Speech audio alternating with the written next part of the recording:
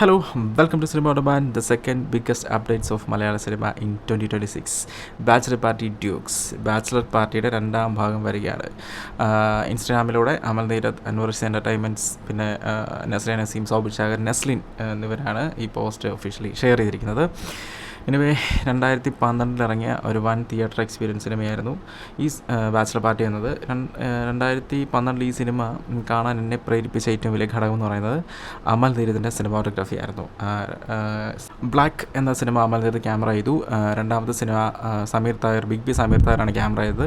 മൂന്നാമത്തെ സിനിമയായിട്ടുള്ള Sagar alias Jacky Amal നീരദാണ് ക്യാമറ ചെയ്തത്. അത് ഗംഭീരമായിട്ട് എനിക്ക് ഭയങ്കര ഇഷ്ടപ്പെട്ടു. പിന്നീട് അൻവർ എന്ന് പറഞ്ഞ സിനിമ സതീഷ് കുറുപ്പാണ് ക്യാമറ ചെയ്തത്. പിന്നീട് വന്ന സിനിമയായിരുന്നു ബാച്ചലർ പാർട്ടി. 2 വർഷം വെയിറ്റ് ചെയ്ത് കഴിഞ്ഞ ശേഷം 2012 ഈ സിനിമ റിലീസാകുന്നത്. അമൽ നീരദ് സിനിമാറ്റോഗ്രഫി കാണാൻ വേണ്ടി തന്നെ ആ സിനിമ തിയേറ്ററിൽ പോയി ഞാൻ 3 തവണ കണ്ടു.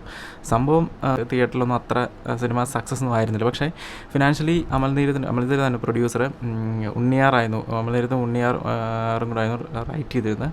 എനിക്ക് തോന്നുന്നു ജയസൂര്യ ആൻഡ് അമൽ നീരദ് തന്നെ പ്രൊഡ്യൂസ് ചെയ്തിരുന്ന സിനിമ. ഫിനാൻഷ്യലി അവർക്ക് ലാഭമായിരുന്നു എന്ന് അവർ പല ഇൻ്റർവ്യൂസിലൊക്കെ അമൽ നീരദ് പറഞ്ഞിട്ടുണ്ട്. ഈ സിനിമയിൽ നിന്ന് കിട്ടിയ നല്ല പൈസ ഉണ്ട്, ഈ സിനിമയിൽ നിന്ന് കിട്ടിയ നല്ല പൈസ ഉപയോഗിച്ചിട്ടാണ് ഇത് അമൽ നീരദ് പ്രൊഡ്യൂസർ ആവാൻ തന്നെ കാരണം ഈ സിനിമയായിരുന്നു.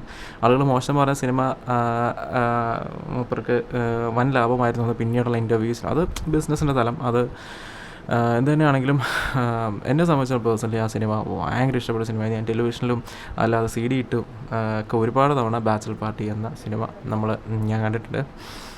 ആസിഫിയുടെ അപ്പിയറൻസ് ആണെങ്കിലും ശരി, മണിച്ചേട്ടൻ, വിനായകൻ, ഇന്ദ്രജിത്ത്, റഹ്മാൻ, ഒരു രക്ഷ, പിന്നെ ജോൺ വിജയ്, ജിനു ജോസഫ്, എടുത്തു പറയാൻ വിട്ടുപോയി. പൃഥ്വിരാജിൻ്റെ ഗസ്റ്റ് അപ്പിയറൻസ് കിട്ടുമായിരുന്നു. ഒരു ഫൈറ്റോടുകൂടിയുള്ളൊരു വന്നിറങ്ങിച്ച പിന്നെ ആട്ടിച്ച് തകർത്തുള്ള പരിപാടി. പിന്നെ നിത്യാമനൻ്റെ ക്യാരക്ടറും ഒക്കെ ഗംഭീര പരിപാടിയായിരുന്നു. ശരിക്കും പറഞ്ഞാൽ ഈ നായകന്മാരൊക്കെ മരിച്ചു പോകുന്നതിൽ ഭയങ്കരമായിട്ട് വിഷമം ഉള്ള ആളായിരുന്നു ഞാൻ. സിനിമയ്ക്കകത്ത് നായകന്മാരും മറ്റ് ആക്ടേഴ്സൊക്കെ ഇവർ പരസ്പരം വെടിവെച്ച് ചാകുന്നത് അതുപോലെ അടിപൊളിയായിട്ട് ക്രിയേറ്റ് ചെയ്ത് പിന്നെ നരകത്ത് ചെന്നിട്ട് പാട്ടും ഡാൻസും ആ കപ്പ കൊടുക്കുന്നുള്ള പരിപാടി ഒക്കെ ആയിട്ട് തിയേറ്ററിൽ നിന്ന് എൻജോയ് ചെയ്ത് അടിപൊളിയായിട്ട് കാണാൻ പറ്റുന്ന എനിക്കൊന്നും അമൽ നീരദിൻ്റെ ഒരു സ്റ്റൈലിഷ് ഫിലിം മേക്കർ എന്ന് ആളുകൾ ശരിക്കും മുദ്രകുത്തിയ സിനിമകൾ ഒന്നായിരുന്നു നമ്മുടെ ബാച്ചിലർ പാർട്ടി. അതിനുശേഷം വന്ന ഇയോബിൻ്റെ പുസ്തകവും. പിന്നീട് ഇങ്ങോട്ട് സത്യം പറഞ്ഞാൽ അമൽ നീരദിൻ്റെ സിനിമ കാണാൻ പറ്റിയ താല്പര്യം എനിക്ക് തോന്നിയില്ല. ഭരതൻ ജസ്റ്റ് ആവറേജ് പരിപാടിയായിട്ട് എനിക്ക് തോന്നിയുള്ളൂ. സിനിമാറ്റോഗ്രാഫിയിലൊന്നും ഒരു വൻ പരിപാടിയായിട്ട് തോന്നിയിട്ടില്ല. പിന്നെ സിനിമാറ്റോഗ്രാഫിയിൽ പിന്നെ CIA വന്നതും എനിക്കത്ര പ്രസൻറ്റ് വർക്കായിട്ടില്ല. പിന്നെ ഈ ബൊഗൻവില്ലയുടെ ഒക്കെ ക്ലൈമാക്സ് പരിപാടിയിലൊക്കെ നല്ല ഫോട്ടോഗ്രാഫിയും പരിപാടിയൊക്കെ. പിന്നെ പുള്ളി വേറെ ആളെ കൊണ്ടാണ് ജയിപ്പിച്ചിരിക്കുന്നത്, ആനന്ദ് ചന്ദ്രൻ. പക്ഷേ ഡ്യൂക്സ് എന്നവർ പേരിട്ടിരിക്കുന്നത് ബാച്ചിലർ പാർട്ടി ഡ്യൂക്സ് എന്ന് വെച്ച് കഴിഞ്ഞാൽ ഫ്രഞ്ച് ഭാഷയിൽ 2 അത് സെക്കൻഡ് അല്ല 2 എന്നാണ് എൻ്റെ അർത്ഥം. എന്നാണ് അവർ പറയുന്നത്. എന്ത് തന്നെയാണെങ്കിലും ഒരു പേര് തന്നെ ഐക്കോണിക്കായിട്ട് പരിപാടി ഇറക്കിയിട്ടുണ്ട് അവർ. അപ്പോൾ നമുക്ക് എക്സ്പെക്റ്റ് ചെയ്യാം. ഞാനിത് എക്സ്പെക്റ്റ് ചെയ്യുന്ന കാര്യം എന്ന് വെച്ചാൽ അമൽ നീരദിൻ്റെ സിനിമാറ്റോഗ്രാഫി തന്നെയാണ്. അമൽ നീരദ് തന്നെ ആയാൽ മതി സിനിമാറ്റോഗ്രാഫി എന്നാണ് ഞാൻ ഒരുപാട് ആഗ്രഹിക്കുന്നത്. I M waiting. ഇയോബിൻ്റെ പുസ്തകത്തിന് ശേഷം 2013 കുള്ളൻ്റെ ഭാര്യ ചെയ്തു. പിന്നീട് ഇയോബിൻ്റെ പുസ്തകം അമൽ നീരദ് സിനിമാറ്റോഗ്രാഫി ചെയ്തു. രണദിവ്യ ആയിരുന്നു അതിൻ്റെ ഓപ്പറേറ്റിംഗ് ക്യാമറ. ഇതിൻ്റെയും രണദിവ്യ ആയിരുന്നു ഓപ്പറേറ്റിംഗ് ക്യാമറ.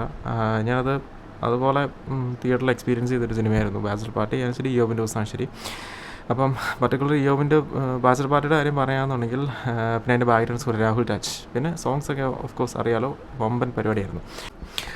ആരാണ് ഇതിൻ്റെ റൈറ്റർ എന്ന് നമുക്ക് അറിയില്ല. ഉണ്ണി ആർ ആയിരുന്നു ഇതിൻ്റെ ആരാണെന്ന് നമുക്ക് അറിയില്ല. പിന്നെ കൂടുതൽ ആക്ടേഴ്സൊക്കെ ആരാണെന്ന് നമുക്കറിയില്ല.